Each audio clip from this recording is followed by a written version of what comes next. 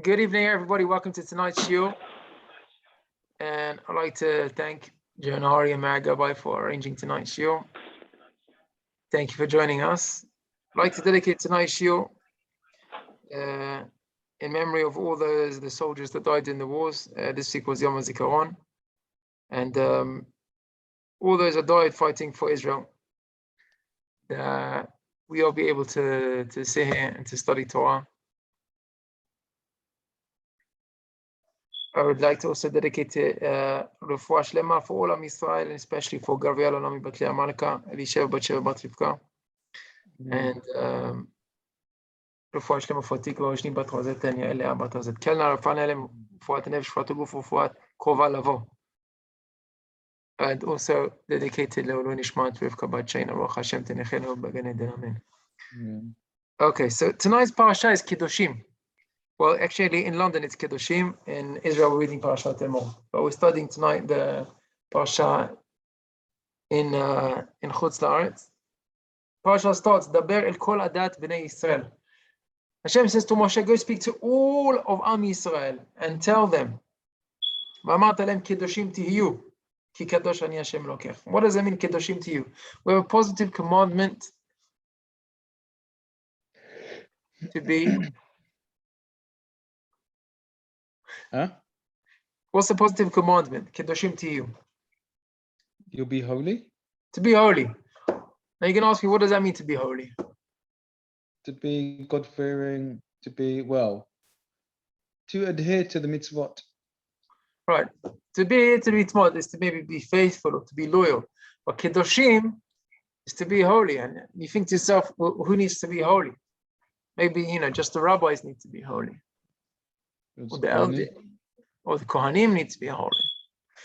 But Torah says, El kol adat b'nei Yisrael, which means every member of Am Yisrael, all of us, young and old, we're commanded with this commandment of to be kedoshim tihiyu. The Torah continues to talk about the mitzvot of kibud avayim, ish imo v'aviv tira'u, and keeping of the Shabbat. And then there's many mitzvot in the parasha.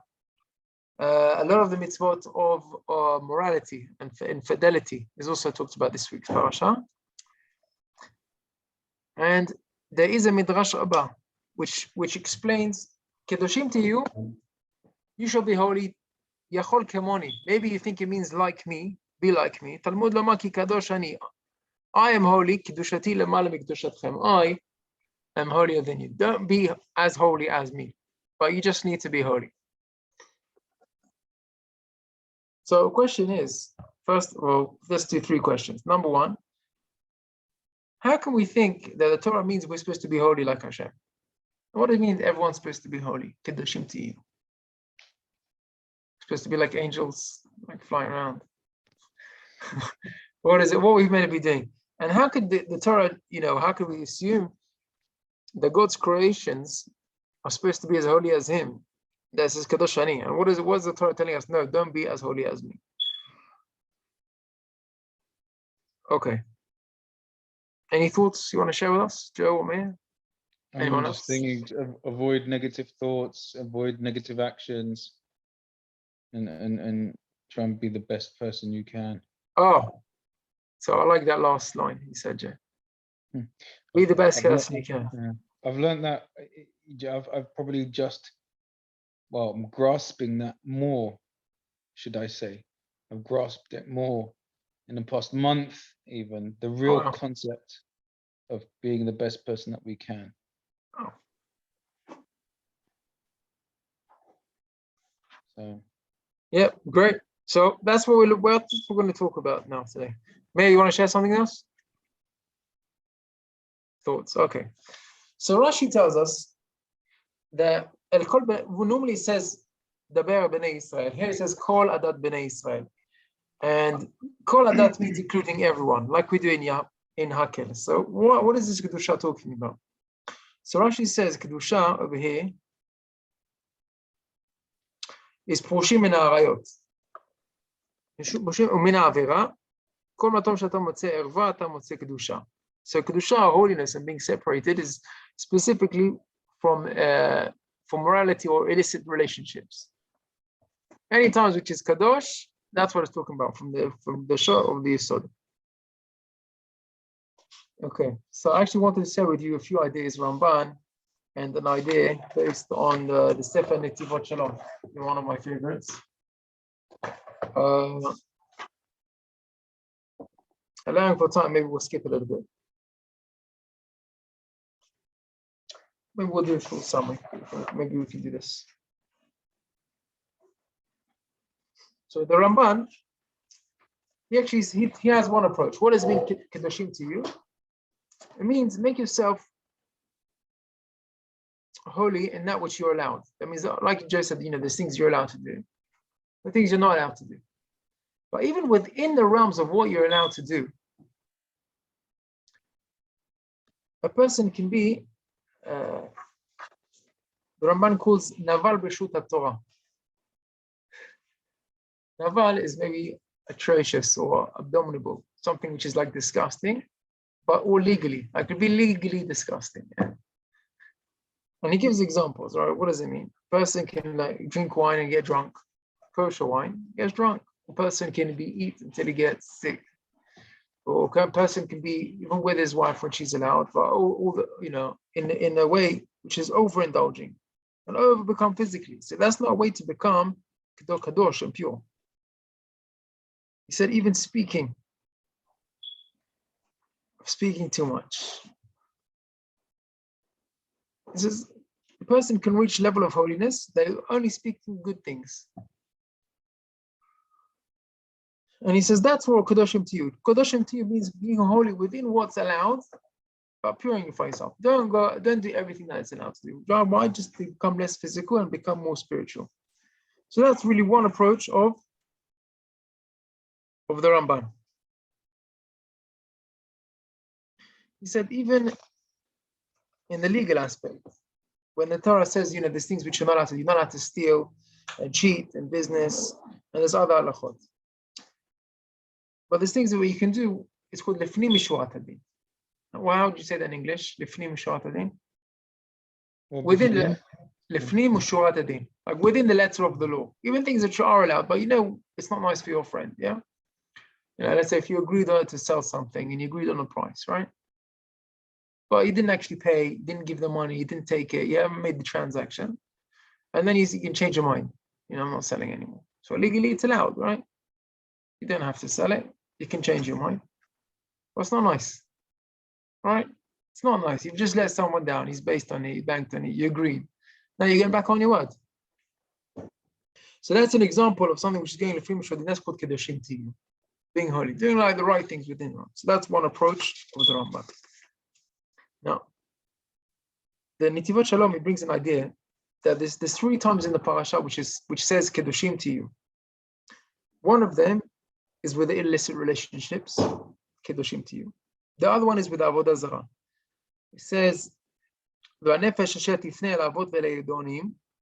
soul which goes to idols and worships them and depends on their sorcery. You should be holy. Don't go to those areas. Don't go to these witch doctors and trying to do things. And there's people which can actually like bring up souls from the dead and in seances. Don't do that. That is bikedoshim. So that is really the emunah that we believe only in God, not other powers. We don't turn to them. That's an avodah zarah. And the third time it says in the parasha, "V'item li kedoshim," is with food. V'ivdaltem ben ha'behema ha'teora letmea, ben ha'ofa tameh letahor. Between the kosher animals, "V'item li kedoshim ki kadosh ani," and you should be holy.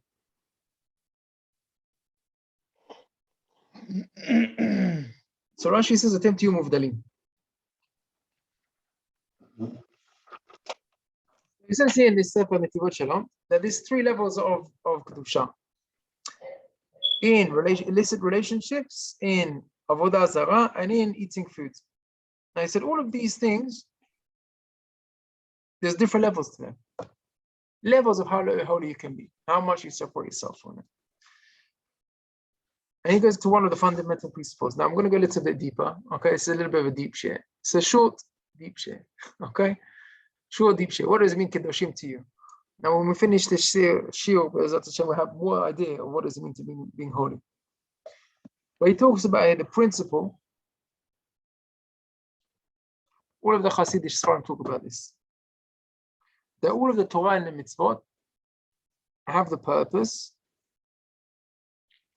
He calls it giving you ideas and ways for a Jew to fulfill the mitzvah of bo tidbak. Bo tidbak or bo tidbak. Dvekut b'Hashem. The mitzvah of joining to Hashem or becoming part of Hashem, joined onto Hashem. Davuk. That is a mitzvah. There's a mitzvah in the Torah to be joined to Hashem, to come back to your Creator, and to be part of the Torah. And it says, Zeh gufa shel Torah. He says, the whole meaning of Kedusha, of being holy, is to be like Hashem, to be part of one of Hashem. Does that make sense? Yeah. Oh, does it? Okay, great. Every Jew has an neshama, right? Now you can try and teach Torah to a non-Jewish person, but there's nothing that's going to go in. Maybe you'll go into his brain, might be able to repeat it, but it's not going to enlighten his soul. A Jew can be inspired by Torah because a Jew has the neshama, the Torah which connects to his neshama, that connects him back to his Creator. Or bo tidbak. Now he gets joined to Hashem, and that's the glue. Or bo tidbak. How do you get joined to Hashem? Through the Torah. That makes you holy. Now, he says here that the main way of being joining to Hashem is through Kedusha. Now, how do we do that?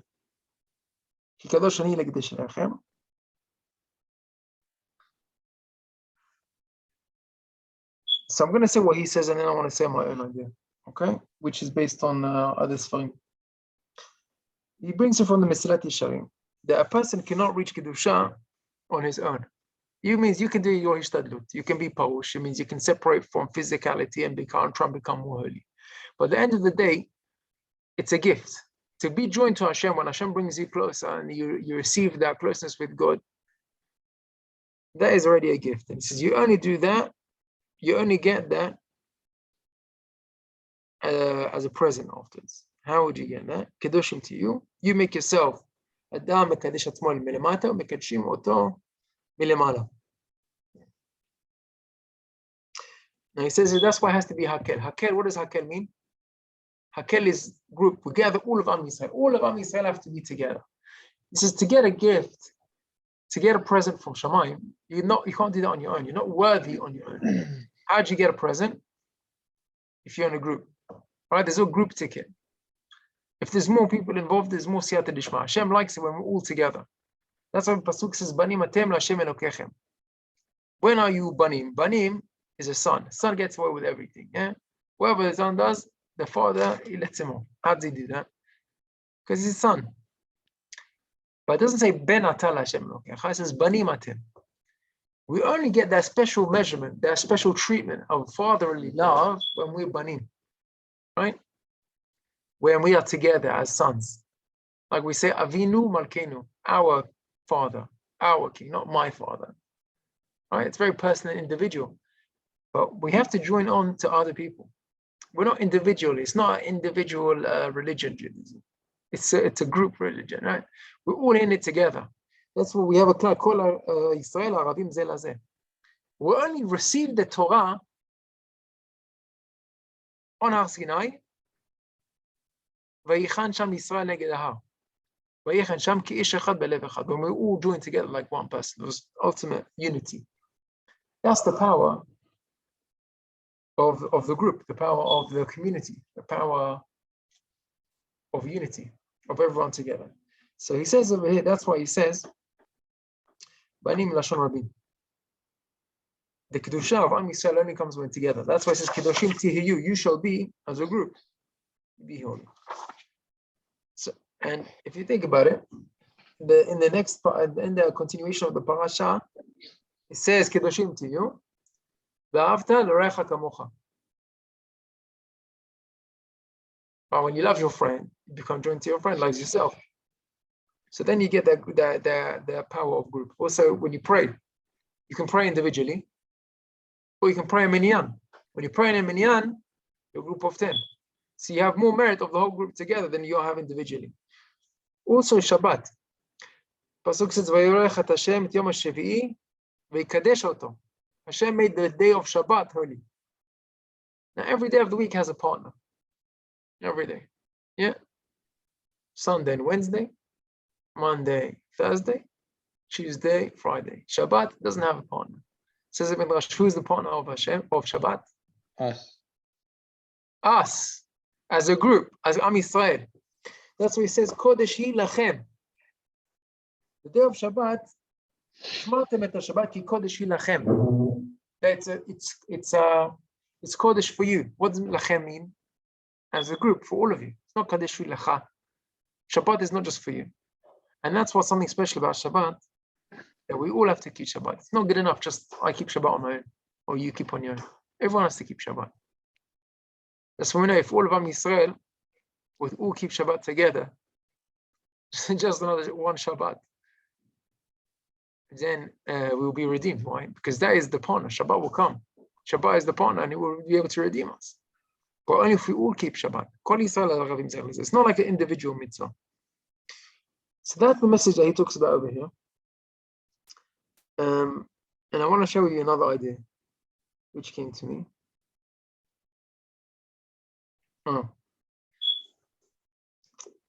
Before that, maybe I'll share with you the Shla Kadosh. Shla Kadosh says, when Am Yisrael were in Mitzrayim, right? So it said they were on the 49th level of Tumah. So he asked, what does that mean? Because the Torah says that they weren't Parutz Ba'arayot. They didn't indulge in illicit relationships. So how could they be on the 49th level of Tumah?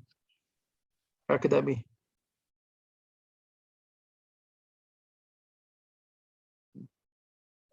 So he explains that they were overindulging even the things that was allowed.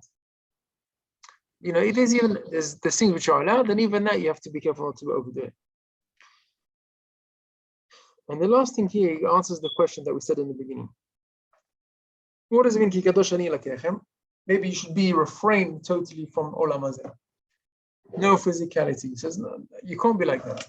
You can't not eat and fast and not sleep or not talk and not be physically together with your wife. That's not what the Torah wants from you. We don't believe in celibacy. We don't believe in fasting. Even Nazir, Nazir, how do you translate Nazir? Maybe. It's like a priest, like, or a monk that a Nazarite. Nazarite, Nazir, which refrains from wine or grapes, right? And the Torah calls him, the Gemara says about him that he's a choteh, he's a sinner, because God created wine, you're supposed to enjoy it. But God doesn't want you to separate yourself from. There's a person who doesn't eat meat a sinner? Because God created animals. By analogy, it seems yes. It doesn't say that specifically. I haven't seen it written down, Joe. But it just as an extension of what it says by Nazir, would seem the same thing. Doesn't Rashi say in this week's parsha that really you should refrain from eating meat, even overeating meat? Overeating meat. Overeating meat, not to overindulge in wine. So this is what he explains the Midrash. When the Midrash says Kedoshim to you, maybe you think you want to be like me, totally holy. No, don't be like me, but don't totally detach yourself from physicality. Rather, he says, be Mekadesh. The Midrash says, since the creation of the world, מאז ברא השם יתברך את העולם, היה נתהווה להיות לו דירה בתחתונים. He wanted to dwell in the lower levels, like in the physical levels. God put us in this physical world because he wants us to enjoy wine and meat and physical things, but in a holy way. What does that mean? That designates it. I have my good food and wine on Shabbat. That way, my indulging in food and wine becomes a mitzvah. I don't just doing it and get drunk during the weekend or during the weekday. I make it holy. I make a bracha on it. I do it for mitzvah, for being sameach. Wearing nice clothes, doing good things. All these things are keeping for Shabbat. That's how I make it holy. And not in like a priest way of celibacy and detaching myself totally from physicality. Okay. That's the idea he poses here. I want to propose a new idea. If you give me just another few minutes. You with me? You Okay, with this is a little bit deep idea from a few sources which I've drawn together, and I want to share this idea with you. Okay, and it's based on a few different teachings. What does it mean kadoshim to you? To be kadosh, and why is it in a kahal? Everyone together. This is what we're trying to address here. And what does it mean that Hashem says, the Medrash says, Yachol, come on, you want to be holy like me? Don't be holy like me. Or maybe you can't be like me. You know, what's the even havamina? How could you think that a person should be holy like God? You can be holy, you can't be like God, you can't be holy like God. What does that mean? What was the thought behind that? Okay. So the idea is as follows. Based on this idea that being holy and kadosh is being like God. What does it mean to be like God? How do you, or how do me, Netanel Dadoun, how do you, Joe Nahari, how do you become more like God? By giving. Oh, you just said it all in one word. That is all in one. Why? So now let's just break it down. HaKadosh Baruch Hu is a tov v'ametiv. He's a giver. Okay? So where do we see that kadosh becomes giving? And how do you explain it? Why is holy? Why is that being holy? Being a giver is holy? Where do you see that in the Torah? So let's talk. Huh? Well, it's Go on. everything that God does is for us. Excellent. So God is a giver. God gives. Hashem tov u'mativ. And God is holy, and we want to be holy. So being holy is being like giving like Hashem. Okay, so that's one simple way of putting it. Now I want to just go a little bit deeper like this. Okay.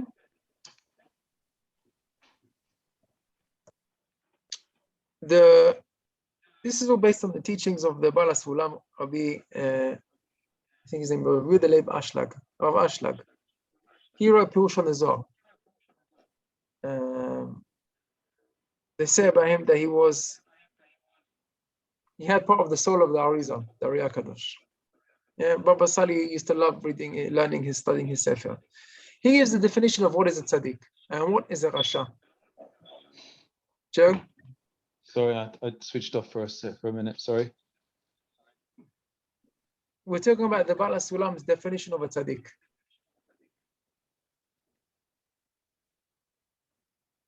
He said that a tzaddik has a ratzon latet. A rasha has a ratzon lekabel. Which means a rasha just wants to receive. He's greed. He cares about himself. What does he want? He wants pleasure for himself. Wants pride for himself, honor for himself, fame for himself, pleasure for himself, lust, everything for himself. Tzaddik, he wants to give. He's caring. He's giving. So the tzaddik is more like Hashem. Hashem is a giver. Hashem is Torah. Hashem is Nativ. Now, who is the most kadosh person in Am Yisrael? Who is the one that is most davuk, who reach the highest level of closeness to God? Moshe. Give me a name. Excellent. Okay. And that was straight away you said Moshe. Why? Because no one was as great as Moshe Rabbeinu. He reached the highest level. When did Hashem appear to Moshe Rabbeinu? When was the turning point? Yeah. Torah says, "Vayar Hashem kisar lirot." When God appeared to Moshe for the first time in Mount Sinai. The original, in what form? That was in the burning bush. Ah. In the snare. He saw there was a burning bush when he turned to see what was going on. Says the Midrash, Vayi bayamim hahem vayigdal Moshe vayitze el achav vayar besivlotam. Pasuk says in Parashat Shemot that Moshe, even in the palace of the king, I can hear echo. I'll turn this music coming through the walls. I'll pause. Vayi bayamim hahem vayigdal Moshe vayar besivlotam. Moshe went to see the Bnei Israel suffering. He saw them suffering and he went out. Vayar ish mitzri makeh ish ivri me'echav. He saw an Egyptian hitting one of his brothers. And then the pasuk says about him, Vayar besivlotam. He saw their suffering. What did he do straight away? He could have carried on. I'm a prince, none of my business. I'm fine. You know, the Jew didn't do his work. He killed him. What did Moshe Rabbeinu do?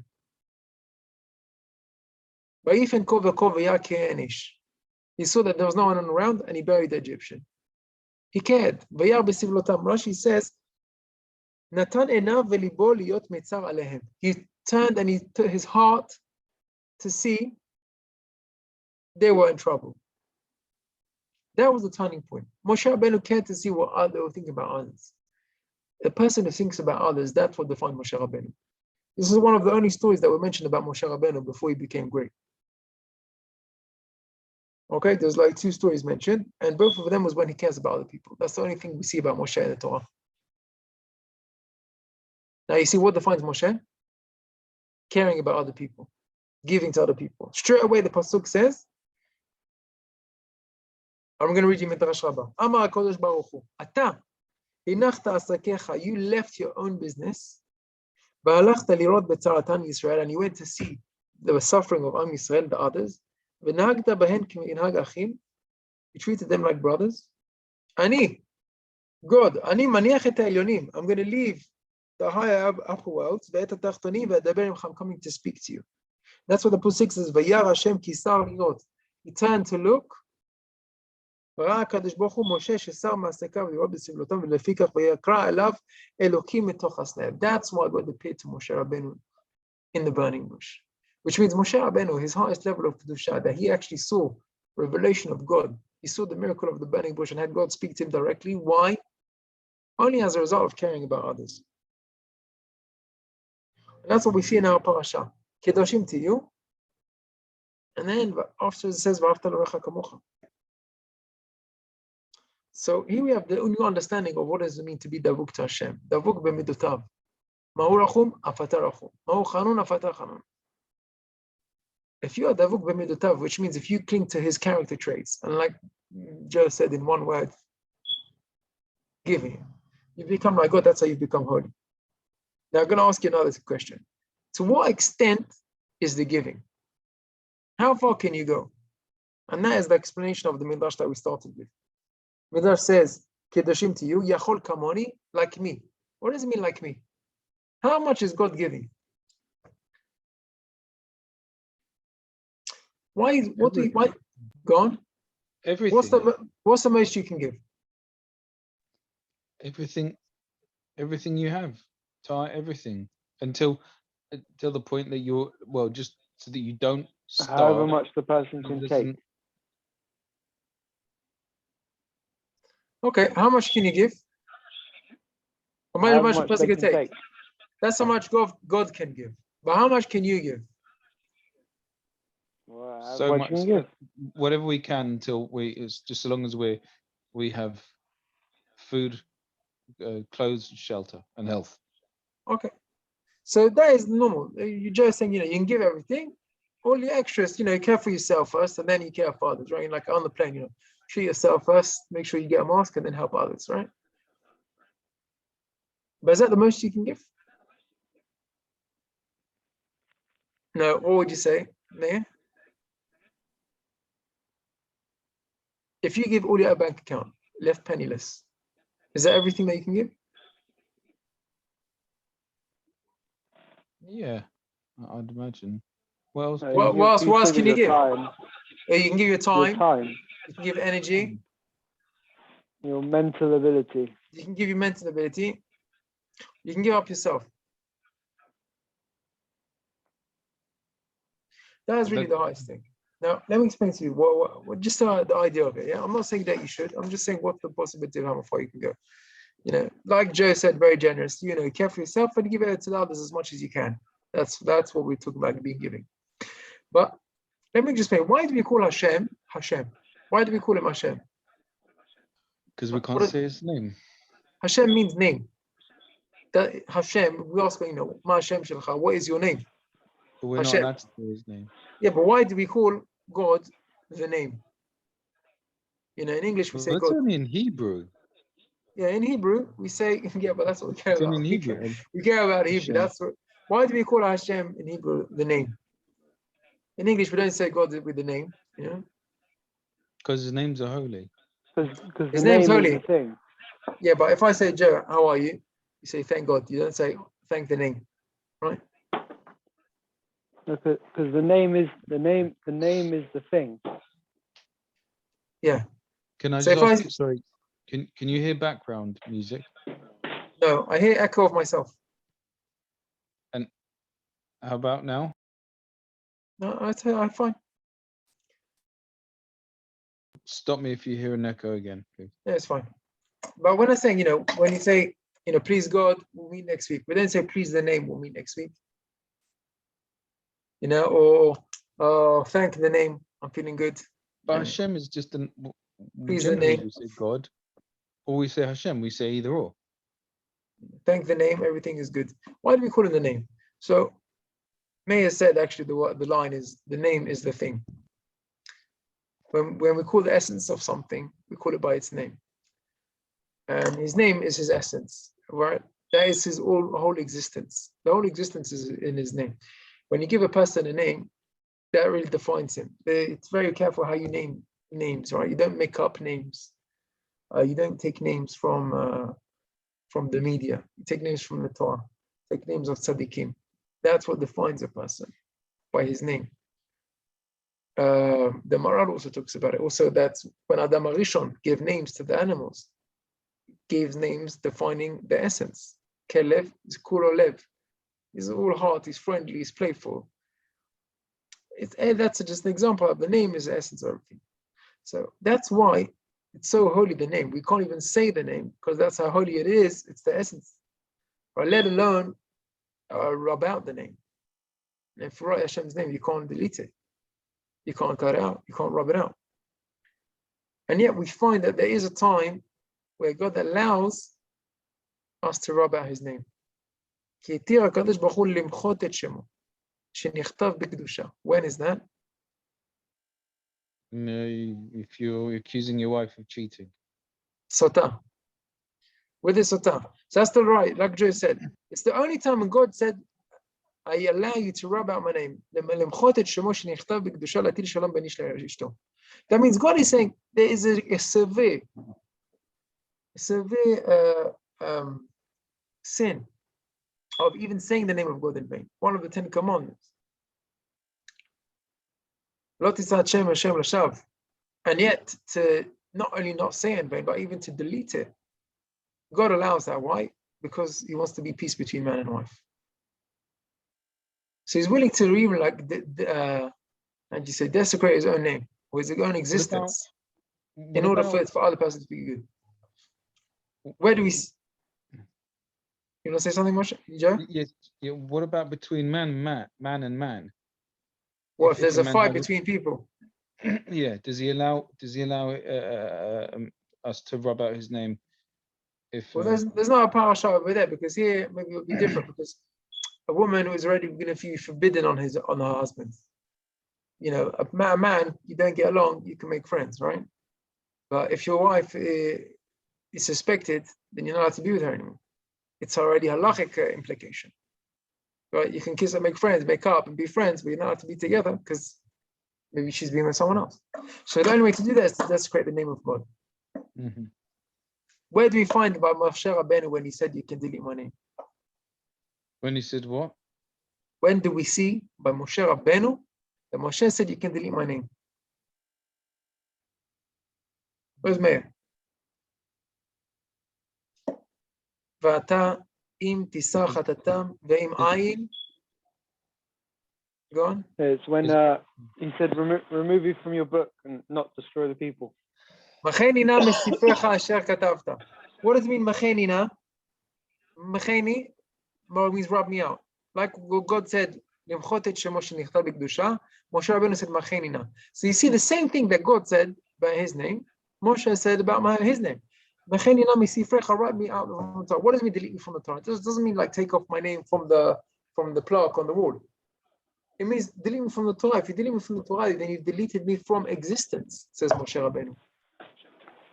Now, why would Moshe do that? Only for the forgiveness of Am Yisrael. So you see, just like Hashem cares for the peace of a husband and wife, Moshe cares for the existence of Am Yisrael. Now, where does Moshe get that from? Who are you willing to risk your life for?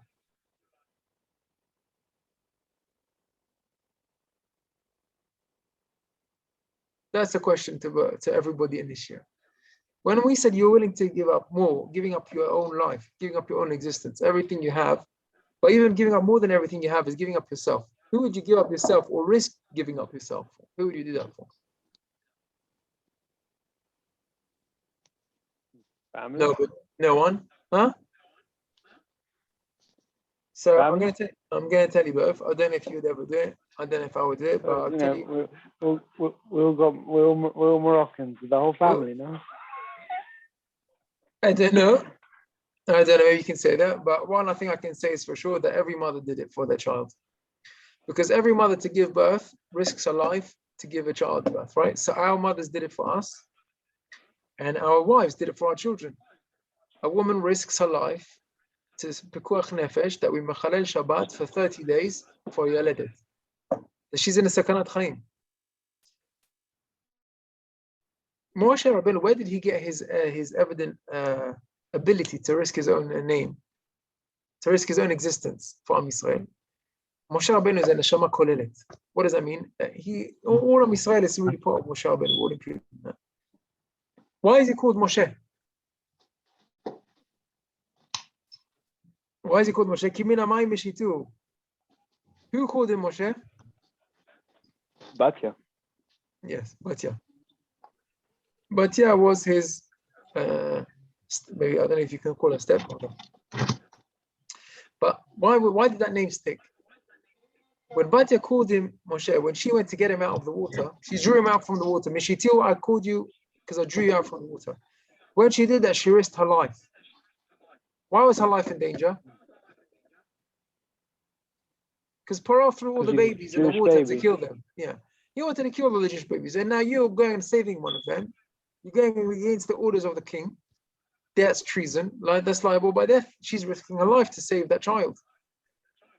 Like every mother that gives birth risks her life, she risked her life to save Moshe Rabbeinu. And she has the right to go and give him the name. And in fact, she's giving him the name, and that defines Moshe Rabbeinu. That Moshe is willing to risk his life or risking his name for the love of his people. Is that supposed to be the aim of every Jew for every Jew? No. So this is what I'm saying. Kedoshim to you is mean ratzon latet, to be able to give. To be giving, that is to be a tzaddik. And how much do you give? So all the ways of kedoshim is to, I just say levatel et ani. To give up. Yeah, to give up or to What?